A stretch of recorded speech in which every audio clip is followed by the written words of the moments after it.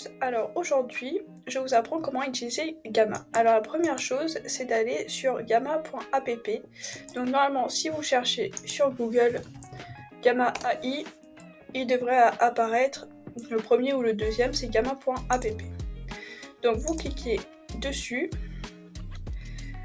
Si vous n'avez pas encore de compte, vous vous inscrivez gratuitement, il suffit de mettre votre adresse mail et de répondre. Et sinon, si vous avez déjà un compte, vous pouvez vous connecter. Donc ici, vous pouvez vous retrouver sur une page comme ça, ou si vous venez de créer votre compte, vous allez vous retrouver avec une page comme ceci. Donc aujourd'hui, on va faire créer en quelques secondes à partir d'un message d'une ligne. Donc pour générer ici, on va se mettre là. Vous avez le choix entre une présentation, un page web ou un document. Donc ici c'est parfait pour les présentations, notamment quand on fait anglais, espagnol, allemand, souvent on a des présentations à faire qui sont toutes simples. Donc là vous décrivez ce que vous souhaitez faire comme l'indique le site très simplement, et il vous donne même des idées de plans si vous souhaitez. Donc par exemple là je peux faire fais-moi une présentation sur l'intelligence artificielle. Là, vous pouvez bien sûr choisir entre 1 et 1 et 10 cartes avec le compte gratuit. Vous choisissez la taille que vous voulez, et vous pouvez aussi également choisir la langue. Pour les 8 cartes, vous inquiétez pas, vous pouvez générer le plan et puis après en rajouter des cartes. Donc je vais vous montrer. Là, on fait générer un plan. Et donc là, il me sort la définition, historique et évolution, différents types d'IA, les applications, les défis, l'impact, etc. Donc là, il vous demande de choisir le thème. Si vous cliquez voir plus, il y en a des différents et vous avez également des aperçus du thème. Donc pour l'IA, bon, on va choisir un joli petit thème, on va choisir celui-là, le bleu. Et donc ici, vous pouvez également choisir des images automatiques d'IA, des images qui ont été trouvées sur le web, des illustrations. Enfin, c'est à vous de jouer avec et de voir. Je vais laisser Imagia pour que vous voyez un peu ce que ça donne. Vous pouvez également donner le style d'image. Donc là, par exemple, je pourrais mettre photo claire en lien avec l'IA. Mais bon, normalement, ils sont déjà en lien avec l'IA. Et donc là, on va faire générer.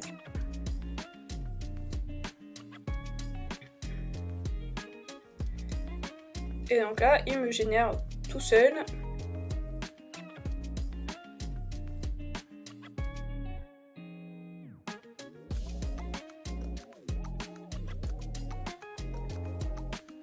Mais donc là, vous avez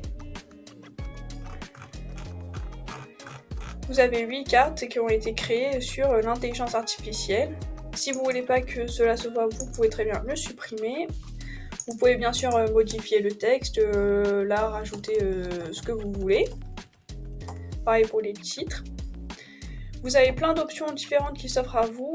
Alors vous pouvez faire glisser pour déplacer si vous voulez qu'elle soit en premier, deuxième. Là vous avez un menu pour dupliquer la carte, pour copier le lien de la carte, pour exporter la carte, pour la supprimer.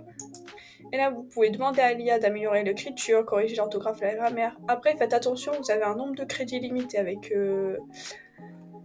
avec la version gratuite. Normalement ici je pense que je peux le voir quelque part. Ah, bon, je peux pas le voir ici, mais normalement vous démarrez avec 400 trucs gratuits, 400 et donc quand vous utilisez l'IA, ça vous utilise 5, et quand vous téléchargez une présentation, ça vous en utilise 40. Mais bon, 40 ça fait quand même 10 présentations, et ça vous les utilise pas si vous les exportez pas. Et si jamais vous arrivez au bout des 400, il suffit de recréer une adresse Gmail, j'ai envie de dire, et vous en aurez 400. Ici, vous pouvez rajouter des cartes avec différents modèles ou changer un modèle de carte selon vos envies. Vous avez quand même un choix assez varié. Disposition intelligente, donc là qui vous donne des différentes dispositions de flèches, Donc par exemple, on va glisser, voilà, et là vous pouvez article description, normalement vous pouvez changer le 50%. Enfin, plein de choses qui existent ici. Vous avez les blocs de base. Ça ressemble beaucoup à PowerPoint, hein. C'est juste qu'il vous donne une base déjà établie. Ici, vous pouvez utiliser des images, vous pouvez changer le fait d'avoir utilisé que des images d'IA, donc vous pouvez téléverser des images que vous avez, par exemple. Donc pour les vidéos, c'est pareil, vous pouvez insérer des vidéos YouTube, TikTok, etc. Intégrer des applications et des pages web. Donc, là, vous avez tout ce qui est graphique et diagramme, donc vous pouvez vraiment personnaliser votre diaporama après que Gamma l'ait démarré pour vous. Le but, c'est vraiment de l'utiliser comme un outil pour vous aider. Vous pouvez ajouter des boutons, des formulaires, donc Calendly, c'est pour programmer des réunions, Google Form pour des formulaires, etc. Ok. Donc là, vous avez tout ce qu'il vous faut. Vous pouvez bien sûr rajouter des cartes. Là, vous avez une petite aide pour les raccourcis clavier si vraiment vous voulez. Il y a beaucoup de fonctionnalités que vous pouvez trouver dans ce site. Et donc, soit vous pouvez le présenter directement depuis Gamma, comme ceci. Sinon, vous pouvez... Donc voilà, et puis partager le lien de suivi. Sinon, vous pouvez également aller ici et vous allez à exporter. Ah oui, ici, vous pouvez bien sûr changer la mise en page. Vous pouvez aller à exporter et là, vous avez le choix entre exporter vers PDF, exporter vers PowerPoint ou exporter au format PNG. Ça va vous coûter 440 petits jetons que vous avez normalement. Vous pouvez aussi faire toutes les cartes ou personnaliser si vous voulez que certaines des diapos. Donc là, on va faire toutes les cartes et si vous voulez continuer à modifier après ça soit exporté, je vous conseille de le faire en PowerPoint. Donc là, on va l'exporter. Une fois que vous l'avez téléchargé dans PowerPoint, vous devez avoir quelque chose qui ressemble à ceci. Si vous vous mettez en mode présentateur, vous verrez que tout est pareil, sauf que malheureusement, vous n'avez pas les transitions ni les animations des textes. Donc voilà.